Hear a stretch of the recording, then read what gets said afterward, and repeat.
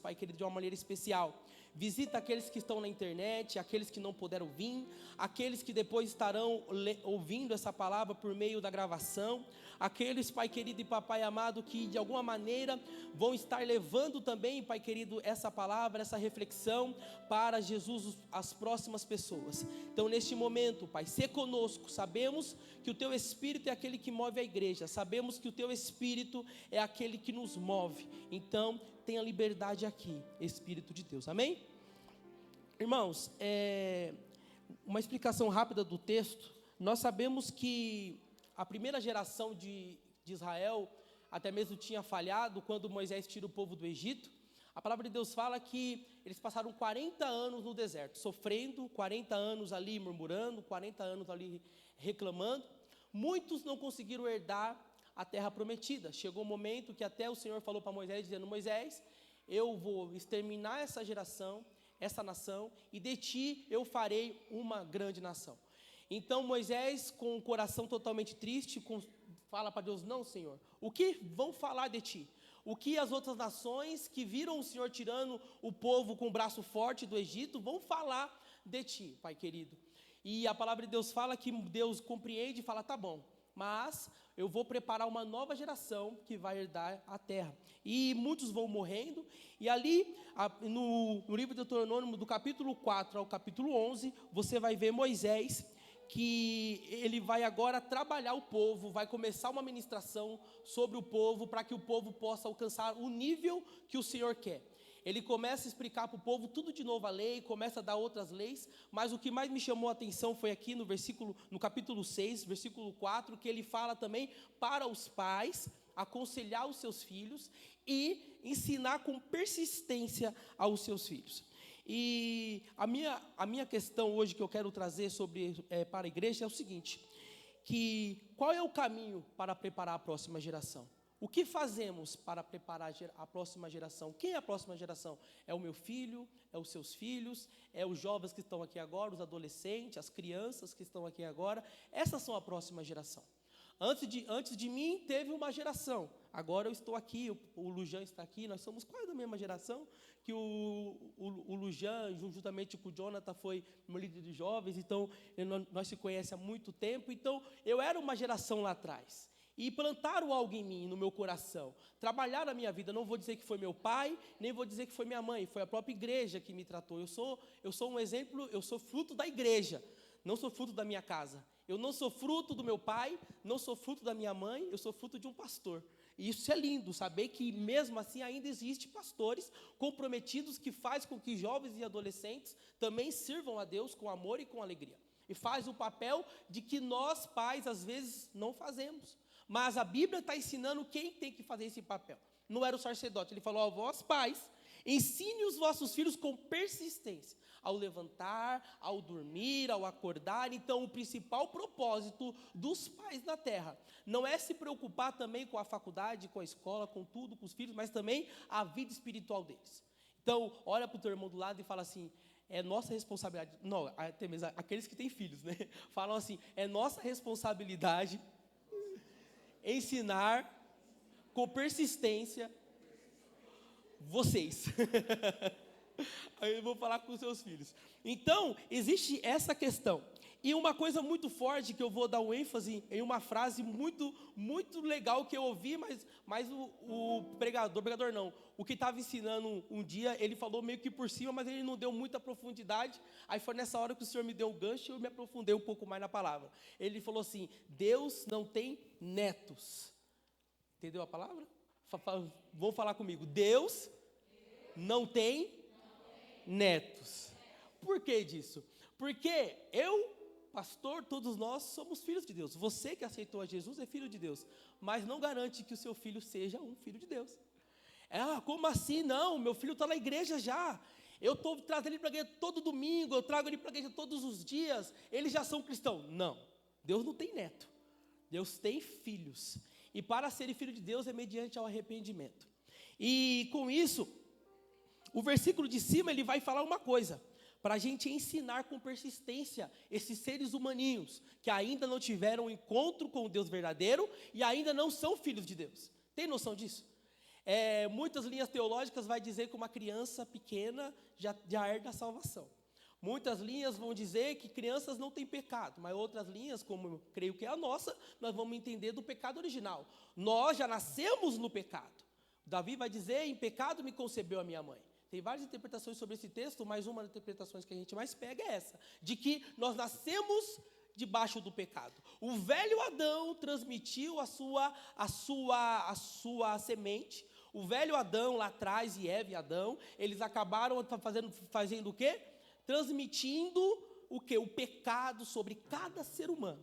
É necessário Cristo vir e mudar essa história. Sem Cristo, todos nós estamos sujeitos e somos levados para a condenação eterna. Mas Cristo vem, quebra essa maldição na cruz do Calvário, e agora nós temos acesso aos céus novamente e a uma intimidade com Deus. Mas antes disso, nós éramos todos destinados à perdição, destinados à destruição eterna. Então vemos que uma criança, quando nasce, já nasce com esse destino. O destino de uma criança é esse, é a destruição. Porque eles vieram de quem? De uma descendência de Adão e de Eva. Mas quando nós acertamos a Cristo, a palavra de Deus fala que Deus nos deu o poder de sermos chamados filhos de Deus. Filhos de Deus é um nome muito importante, nós precisamos entender. Então, volta a dizer, olha agora para os seus irmãos, para o seu irmão e fala assim, Deus não tem netos. Agora eu vou falar o seguinte, vir para a igreja, as crianças virem para a igreja, nós trazemos nossos filhos para a igreja, não é sinal que eles vão se tornarem filhos de Deus. Eles são apenas criaturas. Então, nosso papel é ensinar com persistência.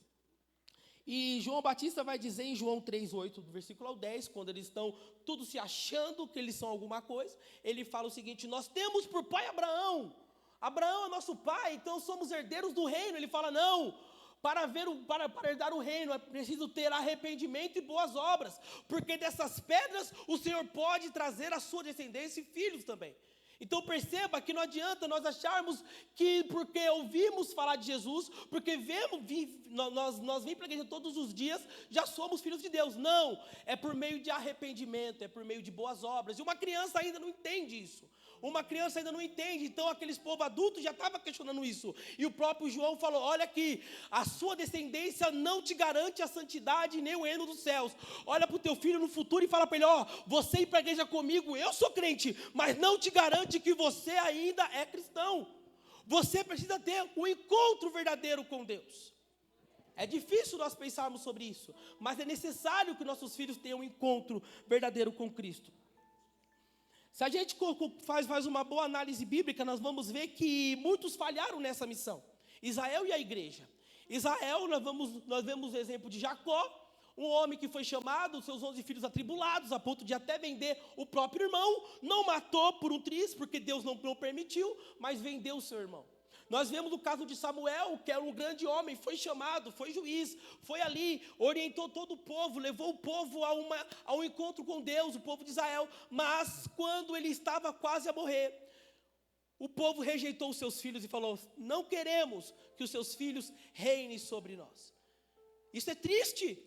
Imagina eu, tá com o povo, tá fazendo tudo certinho, e eu falo, Deus, e agora quem eu vou colocar no meu lugar agora, porque eu caminhei certinho. Deus vai falar, infelizmente, os seus filhos não têm capacidade para isso. A falha foi de quem? Foi de Deus? Não, foi minha, porque eu não instruí os meus filhos no caminho que deveria andar. E a palavra de Deus nos mostra isso em Provérbios 22, que vai dizer o seguinte, ensina o teu filho no caminho que deve andar, e no final ele não se desviará dele. Houve até um debate um dia com eu e minha sogra. A gente conversa muito sobre isso, e como nós conversando, eu falei para ela, a palavra de Deus fala, se nós ensinarmos, não pode sair. Aí ela fala, mas tem muitos pastores que contam a história que os seus filhos saíram. Eu falei, mas a palavra de Deus não mente.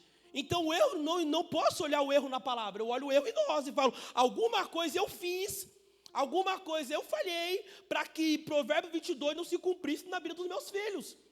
E é difícil nós encararmos isso, mas seja Deus sempre verdadeiro e nós mentirosos. Então, existe sim um caminho, e esse caminho está aqui no Deuteronômio. Ensina o teu filho de dia, de noite, quando acorda, quando levanta, quando come, quando bebe, e mostra para eles, Cristo, quem é Deus, olha a vida cristã. E nós temos visto muito isso. E nós vemos isso na história de Israel. Nós vemos na igreja. Porque somos bons para evangelizar e buscar almas lá fora, mas péssimos em discipular os próprios filhos. É forte isso? É forte. Eu tenho um filho agora, um vai fazer 4, outro tem 2. Então eu já estou pensando, falo, Senhor, me dá essa capacidade. Porque agora com 3, 4 anos já está difícil. Porque você fala uma coisa, você quer que ele fique sentadinho, e não fica, Senhor. Aí meu Deus falou, calma,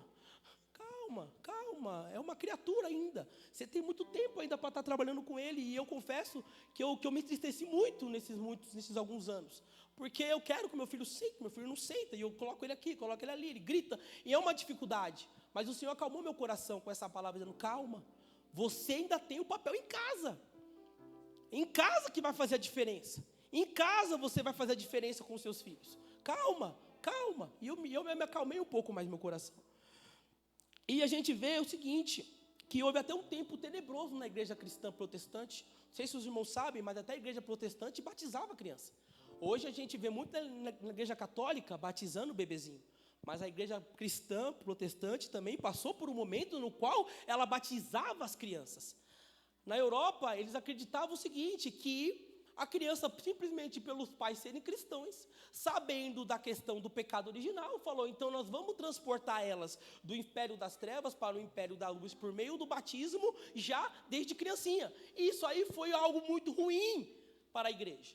Causou o quê? Uma igreja fria na Europa, uma igreja na qual não tiveram um encontro verdadeiro com Cristo. Todos sabiam que era Cristo, todos sabiam de muitas coisas, mas houve um grande prejuízo para a igreja nessa época. Entendo uma coisa, um ponto de reflexão. Os Estados Unidos é um país no qual tem muitos evangélicos. Hoje ele é considerado a primeira nação que tem mais população cristã do mundo. Mas também, em contrapartida, é a nação que tem mais prisioneiros também do mundo. Brasil é o 4º país, não sei se é o 3º país, deixa eu pegar a cola, é o 4º maior país evangélico do mundo, mas é o 3º em lugar também em população carcerária. O que você quer dizer com isso? Eu quero dizer o seguinte, que se você vai lá na cadeia e você pergunta, muitos ali já ouviram falar de Cristo, ou vieram de paz, ou de uma igreja. Porque a faixa etária é entre 18 e 29 anos, dos maiores presos que tem nessa população numerosa, que estão hoje detidas na cadeia. Então você percebe que está faltando alguma coisa? E eu lembro quando eu, lá 12 a 10, não, acho que é 14, eu falei 14 anos de casado, então há 14 a 15 anos atrás, eu quando evangelizava depois da igreja, encontrei 2 homens de Deus também, lá atrás, 2 jovens, nós evangelizávamos o centro de Morato todas as sextas, sábado e domingo à noite. Nós evangelizávamos. E quando nós começávamos a falar do evangelho, nós víamos que tinha muito ali que cantava. Aí a outra falava, olha aqui, o pai dele é pastor. Aí a outra voltava, ela que canta, esse aqui prega, esse aqui tocava. E a gente via muitos filhos de crente no meio no meio da bagunça. Em vez de estar sendo ministrado na igreja por um pastor, eles estavam onde? No mundo. Então, é notório a gente ver o fracasso que existe no meio cristão, de discipular a próxima geração. A próxima geração está sendo difícil de ser o quê? Discipulada. Então, é minha e tua responsabilidade estar ministrando essa próxima geração. E o motivo que eu quero tratar com os irmãos e a solução é o seguinte. Quando eu falei que Deus não tem netos, nós precisamos tratar os nossos filhos como nós tratamos as pessoas do mundo. Como assim? Com amor. Entender que eles também necessitam de um encontro com Deus. Entender que eles precisam ter o quê? Um relacionamento com Deus.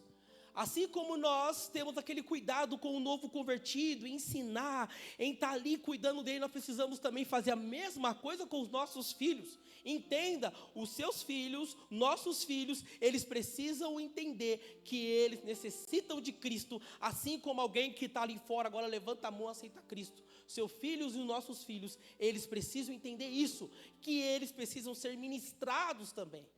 Primeira coisa, serem ministrados pelo quê? Pelo exemplo. É muito importante. Eu e você darmos exemplo em casa. Eu e você darmos exemplo no meio da perseverança. Lutero vai dizer que existem 3 formas da pessoa se chegar a Cristo. Primeira forma, lendo a palavra. Segunda, através da oração. E a terceira, a dor. Então nós precisamos saber que existem essas 2 primeiras antes dos nossos filhos passarem por dores. Existe a forma de pregar para eles, para que lerem a Bíblia, orarem com fervor. E eu creio que se eles começarem a ver em nós esse espírito de oração, lendo a palavra, alegres em vir para os cultos, eles vão ver exemplos de pais e de mães que verdadeiramente estão com Cristo. Depois no trato entre esposa e marido, e aí vice-versa, no trato com eles, no trabalho, o exemplo é tudo. Não existe como você pregar o evangelho, o seu exemplo. Somos cartas escritas diante do mundo. Segundo, a pregação, temos que pregar para os nossos filhos. Como assim? Eu tenho que pregar. Assim como pastores, nós elaboramos um dia inteiro para ministrar uma palavra para a igreja, porque também nos preocupamos na hora do almoço, na hora do café. Fala, eu vou trazer uma palavra hoje para os meus filhos. Senta aqui, abre a Bíblia no livro de Gênesis e começa. É importante isso. Isso é importante. Quem aqui, eu não vou falar quem fez para não expor ninguém, nem mesmo me expor também. Mas quem é de nós que tem essa preocupação de olhar para os nossos filhos e falar: filhos, eu preciso pregar para vocês hoje. Hoje é o dia que eu vou ministrar para vocês hoje. Mas é porque às vezes falta exemplo.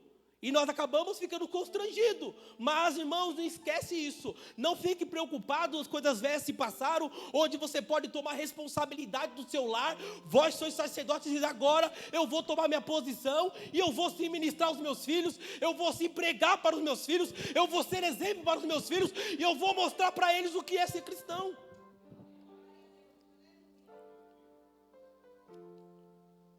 Discipulado é muito difícil. Discipulado é bem diferente de pregação. Discipulado é estar junto, é estar vendo as necessidades, é perguntar se entendeu, é como foi o culto. Não sei, porque eu já fui líder de jovens, eu nunca perguntei para os jovens, quando a gente ministrava eles, se o pai e a mãe em casa, quando eles chegavam, perguntavam como foi a palavra. O que você entendeu da palavra? Eu sei que a gente faz isso na escola, né? O que a professora passou? O que a professora te passou na escola? Cadê seu caderno? Quem é que faz isso com os filhos quando chega do culto de jovem perguntando o que você aprendeu hoje na igreja? O que o pastor Eduardo ministrou? O que a irmã Jéssica ministrou? O que fulano ministrou naquele culto? Você tem conferido o caderno espiritual dos seus filhos? E é muito complicado isso. Mas não, eles estão na igreja, é o que basta. Não, Deus não tem netos. Eles precisam ter um encontro verdadeiro com Deus. E é por meio da palavra, por meio da oração, e depois vai vir a dor. E quando vir a dor, você vai saber que eles sabem que tem um Deus verdadeiro, que vai sanar todas as necessidades deles. E você também vai ficar tranquila. Vai te chamar para orar junto contigo, e você vai orar com eles, e você vai ver isso. Filhos tementes a Deus. Porque senão vai continuar aumentando o número de cristãos no Brasil. E a nossa moralidade cada dia mais baixa. Como que pode aumentar o número de cristãos e nós se alegrar e o nosso nível moral tem cada dia mais piorado nesse país? É porque filhos de cristãos não são filhos de Deus. Deus não tem netos e nem tem compromisso com netos. Tem compromisso com filhos, os seus filhos. E um exemplo que eu quero dar para os irmãos é Suzanne Wesley. Alguns aqui já devem saber de quem ela é mãe. Suzanne Wesley, a história vai mostrar em 1738, se eu não me engano, ou 1703, se eu não me engano, que ela era mãe de 19 filhos. E ela fazia tudo aquilo que Deuteronômio 6 fazia. Explicou ou ensinou ela a fazer. Ela tinha horário para as refeições, para orações e para o sono. Ela separava momentos do dia para estar com os seus filhos, para conversar sobre eles, sobre a fé e a vida cristã. 19 filhos, e ela ali. Eles oravam, eles buscavam a Deus, dormiam, se alimentavam, e ela também separava. Dizem que era um em um. Ela não pegava todos os 19 e pregava para eles, ela pegava um por um e falou: hoje eu quero falar com você sobre a fé e sobre a vida cristã. Suzanne Wesley foi um exemplo na vida dos filhos. E um grande exemplo, um grande fruto disso, que John Wesley, seu filho, foi um dos grandes avivalistas, evangelistas que esse mundo já viu. E a história mostra que John Wesley já era diácono, já estavam ali fazendo tudinho, mas um belo dia ele está no navio e ali começa meio com medo de naufragar o navio, ele sente um grande medo da morte. E ali ele fica preocupado com isso e começa a questionar sua própria salvação. Olha que interessante. John Wesley, ensinado, indo para a igreja já diácono, ainda não tinha um encontro tão forte e poderoso com Deus, a ponto de acreditar na sua própria salvação e temer pela morte. Um diácono com quase 30 anos, já preocupado com a morte, com medo. E ali ele fica preocupado, e depois de uma ministração sobre o livro de Romanos, baseado nos escritos também de Lutero, ele começa a ver que a salvação dá em nós um sentimento muito gostoso, muito seguro, de você passar por tudo e você vai ser salvo, e não importa o que aconteça. E nesse momento ele verdadeiramente sente o coração dele aquecido, e começa ali a história de um grande evangelista nos últimos tempos. Ele começa a pregar com fervor, com força, e ele começa a pregar, mas ele teve uma base lá atrás da sua mãe, não pode esquecer dela. Eu quero dizer isso para cada um de nós, que nós temos que fazer nosso papel, para depois, quando o Senhor tiver um encontro verdadeiro com nossos filhos, eles possam ser grandes homens e grandes mulheres de Deus. Porque se nós não prepararmos o terreno, nós vamos ver tantos jovens que nós vimos aqui cantando, sendo apresentado para ir para a escolinha, saindo do caminho. E a palavra de Deus fala que nos últimos dias, em Joel vai dizer o seguinte, que os velhos terão sonhos, os jovens terão visões. Eu não sei a ordem certinha, se é visão, velho, visão, os jovens sonhos, mas mostra o quê? Famílias ali sendo impactadas nos últimos dias. Nos últimos dias haverá um mover muito grande nas famílias. Nos últimos dias haverá um mover muito grande no meio das congregações. E eu e você temos que preparar os nossos filhos para os últimos dias. Dias no qual será tenebroso, será difícil. Mas nós vemos os nossos filhos cheios de Deus, a ponto de passar por qualquer luta, provação, enganação, e sairmos ilesos diante do reino dos céus. Não podemos perder nossos filhos para o mundo. Não podemos perder nossos filhos para as ideias. Não podemos perder o mundo para as filosofias. Nós temos que ganhá-los todos os dias, ensinando de manhã, de dia, à noite, quando for dormir, orando com eles, ensinando eles a orar, a jejuar. As experiências deles têm que começar com nós. Eu aprendi a jejuar com o meu pai. Eu aprendi a orar com o meu pai. Eu aprendi a ser um homem com o meu pai. Eu aprendi a orar com a minha mãe, eu aprendi a ser uma mulher decente com a minha mãe. Então eu e você temos que ser exemplo para os últimos dias. Não é só trazer, é também em casa observar o nível espiritual de cada um. Em Salmo 127:4 vai dizer que nossos filhos são como flechas. Flecha nenhuma nasce em árvore. Você não vai andando no meio do mato e vê uma árvore com um pé de flecha. Fala, olha aqui, uma flecha prontinha. Vamos agora usar. Não, você precisa pegar o tronco, precisa lapidar, precisa transformar ele no que? Numa flecha. Depois você precisa o que? Afiá-la. Depois você precisa guardá-la. Depois você vai enviar com um propósito. Eu quero dizer para cada um de nós, nós, pai, temos responsabilidades em preparar os nossos filhos, em guardar nossos filhos e depois enviá-los com um propósito maior, que está além da nossa imaginação. Tem muitos livros hoje para isso, os irmãos podem estar lendo. Mas eu quero que vocês leiam livros, mas saia com esse pensamento, que Deus não tem netos. Entender e tratar os seus filhos como novos convertidos. Se alegrar quando eles orarem sozinhos. Se alegrarem quando eles fazerem alguma coisa na igreja e você fala, nossa, ele fez por conta própria, ele quis. E se preocupar quando eles não tiverem a vontade de orar, a vontade de buscar. Fala para ele como ora, mostra para eles como tem que orar. Se preciso, fica do ladinho deles e ora com eles, mesmo que não saia nada da boca deles, mas você possa orar com eles. O inferno vai tremer, porque vai ver mães e homens e pais ajoelhados com seus filhos, preparando a próxima geração. E eu e você vamos preparar essa geração para o fim. Então vamos preparar os nossos filhos. Fique de pé.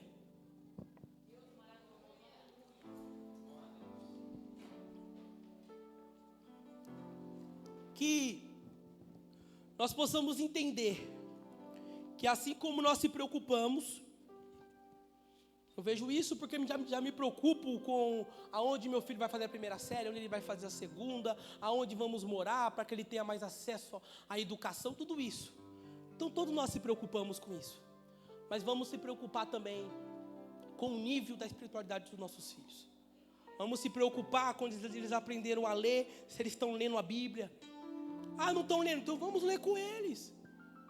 É tratar como novo convertido, é normal. O pastor sabe, pastor. Dá trabalho, pastor, não é novo convertido. Dá trabalho novo convertido. Por mais que ele tenha tão cheio de amor, cheio de vontade, mas discipular um novo convertido não é fácil. Assim não vai ser fácil a gente discipular os nossos filhos. Mas saiba que nossos filhos são como as flechas. E nós que vamos lançá-los. Pela capacidade que Deus vai nos dar. Feche os seus olhos. Deus, estou aqui, Pai, a Tua palavra foi entregue, a palavra que palpitou no meu coração. E primeiramente o Senhor falou comigo, porque para que o Senhor falasse comigo, eu também agora falei e compartilhei com a Tua igreja. Eu sou o primeiro a ser tratado nessa questão, Senhor. Me ensina, Deus, a lidar com cada fase dos meus filhos, Pai. A lidar com cada momento dos meus filhos, Pai. E educar eles nos Teus caminhos para que se cumpra nos meus filhos e nos filhos da igreja. Provérbios 22, que os nossos filhos vão ser ensinados no caminho que eles vão andar e não vão ser desviados por eles. Eles não vão ser desviados, eles não vão desviar do caminho, Pai querido e Papai amado. Pelo contrário, eles vão ser preparados para a próxima geração, que vai ver Cristo, a geração na qual vai impactar esse mundo com a sua segunda vinda, Deus. Eu oro, Pai querido, por cada um de nós, por pais, por mães, avós, tios, pessoas que estão aqui, que de alguma maneira influenciam, Pai, crianças pequenas que influenciam, que eles possam ser exemplos, Pai, que eles possam, Pai, que se crianças que estão aqui, adolescentes que estão aqui, jovens que estão aqui, os seus pais não são exemplos porque estão no mundo ainda, que possam olhar para pastores como eu olhei, que possam olhar para diáconos como eu olhei, diáconos sérios, pastores sérios, e possam trilhar o caminho da salvação e do arrependimento. Pai, eu oro, Pai, que haja, Pai, um mover espiritual nas casas, que haja, Pai, uma restauração nas casas, que haja, Pai, um avivamento nas famílias, e que orar, ler, buscar a Tua palavra em casa possa ser normal, assim como é assistir televisão, assim como é, Pai querido e Papai amado, estar em casa, Pai querido e Papai amado, comendo e bebendo. É isso que eu te peço, Pai, fica com o Teu povo, Deus. Obrigado por essa oportunidade, Senhor Jesus, eu agradeço ao Senhor por tudo, Pai, então nos capacita. A minha oração nessa noite e até mesmo nesse encerramento dessa palavra é que o Senhor possa nos capacitar para sermos pais melhores, para conseguirmos conduzir os nossos filhos a uma vida cristã verdadeira, melhor do que a nossa, eles possam alcançar um nível maior do que o nosso, um nível maior do que cada um de nós, e possamos se alegrar com isso. É o que eu te peço, Pai, e já lhe agradeço. Aplauda o Senhor, amém?